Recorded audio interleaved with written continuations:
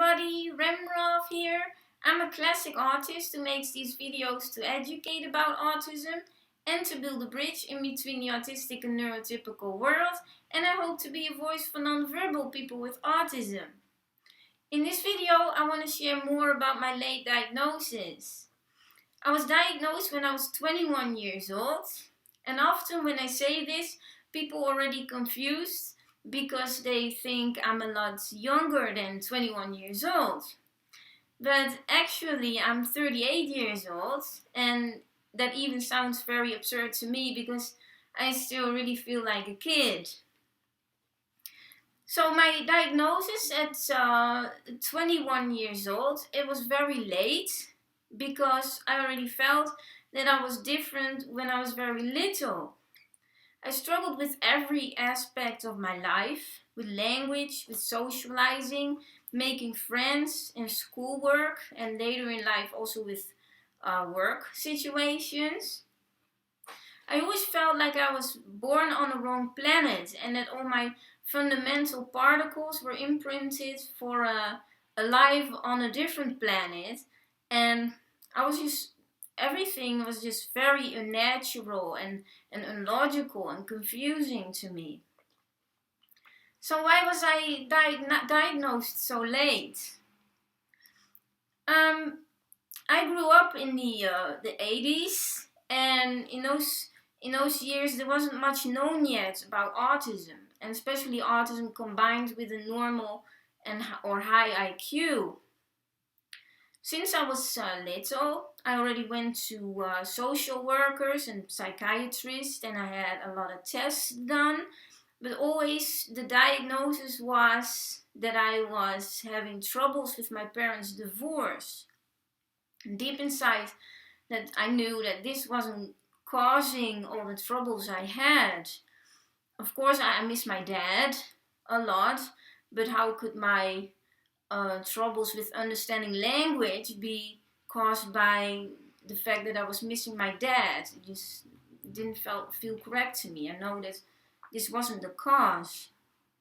Besides that, I was very self-aware. I was very aware of my disabilities and my difficulties. And I always found all kinds of tricks and ways to hide them. For example, with my schoolwork, I found I had all kinds of tricks to cheat and to look at other kids' work to get good marks. With socializing also, I had a lot of troubles with socializing. I never knew what to say or how to behave. So in order to fit in, I just mimicked all the other kids. Besides that, I also used to avoid social contact with all the other kids. I used to stay a lot longer in the bathroom just to stay away from all the other kids. And things like putting on my coats, I just deliberately took me a lot longer so that I didn't have to communicate or play with the other kids. Later in life, if I was walking on the street and I saw somebody I knew, I used to just pretend that I was in a hurry so that I didn't have to communicate with anybody. I also had a lot of fears when I grew up, and I just always hid those fears. I just didn't let anybody know that I had those fears. I did exactly the opposite that a person with fears would do. For example, I was always very afraid of spiders, and if a kid was holding a spider, I used to just stand really close to that person instead of running away, because if you would run away, then that kid would know that you're afraid and he would throw the spider at you.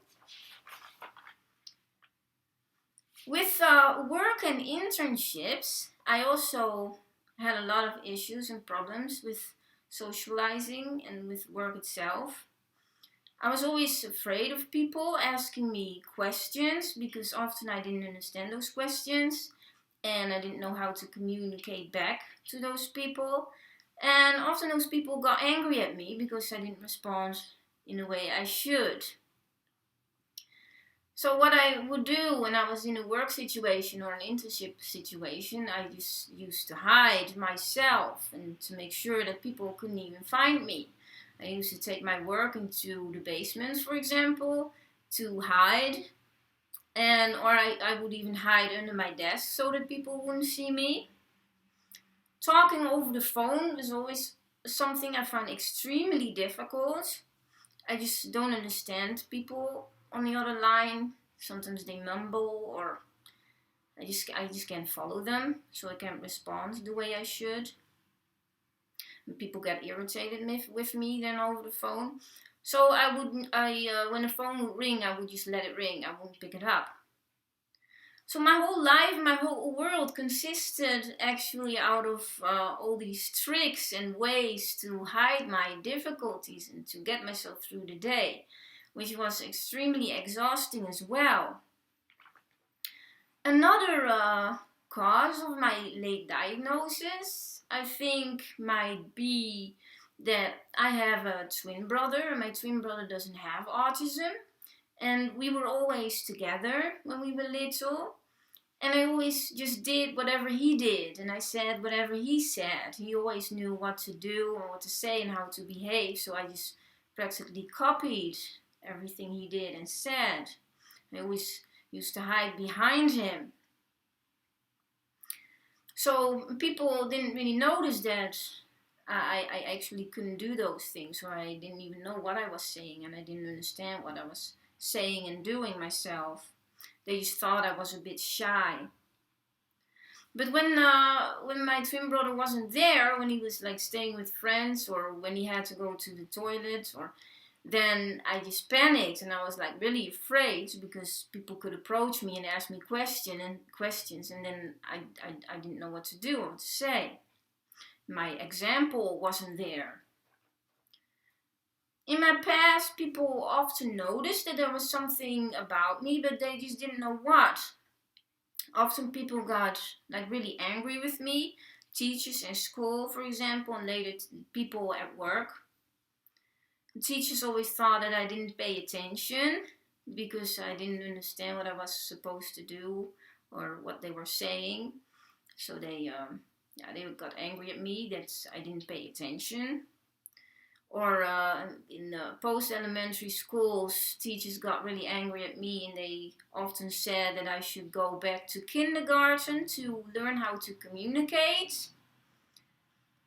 At work situations, employers and other employees often thought I was lazy, and they said I was dumb, or that I didn't pay attention to my work. They often got angry at me. And kids, my classmates, they bullied me. They bullied me a lot. They said I was stupid. They thought I was arrogant. They often said that I probably thought that I was too good to talk to them, which was not true. I really wanted to communicate and hang out with them, but I just didn't know how. I used to get bullied a lot. I was, especially middle school, I was beaten up almost every single day. They called me a freak, they called me ugly, they thought it was boring. And it was done by, literally almost the whole school. And I was also bullied if I went to sports clubs and like track and field and volleyball, what I used to do. I was bullied a lot at those places as well. Later in life, with post-elementary educations, I wasn't really beat up every day, but I was always left out. They didn't want to hang out with me. They thought I was boring. And when I didn't understand them, they just asked me if I was born in a cave or something. They just called me stupid very often. So, my whole childhood and growing up was pretty difficult and actually quite horrible. And so when I received my diagnosis, I was pretty relieved. I finally know why I was struggling so much with everything. I was also a bit angry because why wasn't this found out sooner that I had autism? I had gone through so much bullying and misunderstandings and people getting angry at me, and I had been to so many social workers, psychiatrists, and so many tests done. So why wasn't it found out sooner? And I also bet that there are a lot more people like me in those days, that they were also walking around being undiagnosed and that they were not understanding why they were struggling so much with everything. Some people say that there are more people with autism now, but I don't agree with this.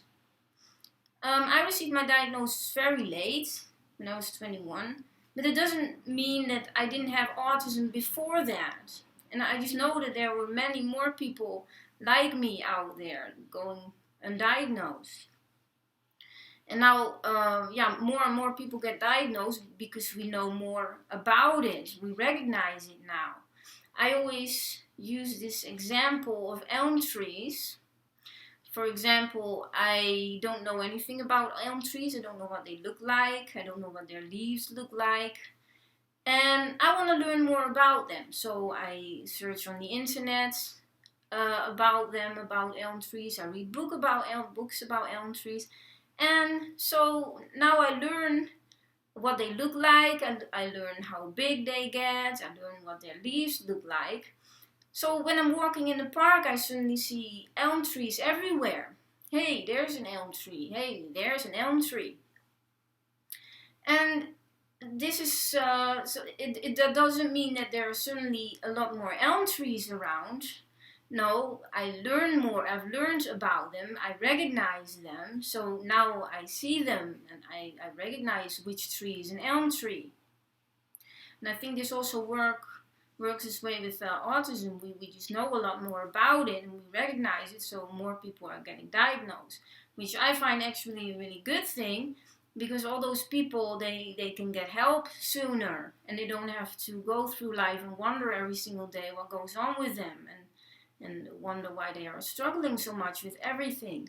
They can get the proper help really soon. So yeah, this was it. I hope you found it useful.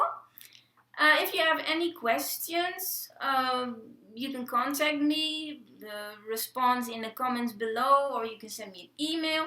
If you have any ideas about topics you want me to do a video about, please let me know. You can subscribe to my YouTube channel to stay updated about my new videos. And you can also consider to become my patron on Patreon to support me with this project for $1 a month. So you can also watch a lot of Patreon material only also. Well, Pilaf and I wish you a very nice day, and we hope to see you with our next videos again. Bye!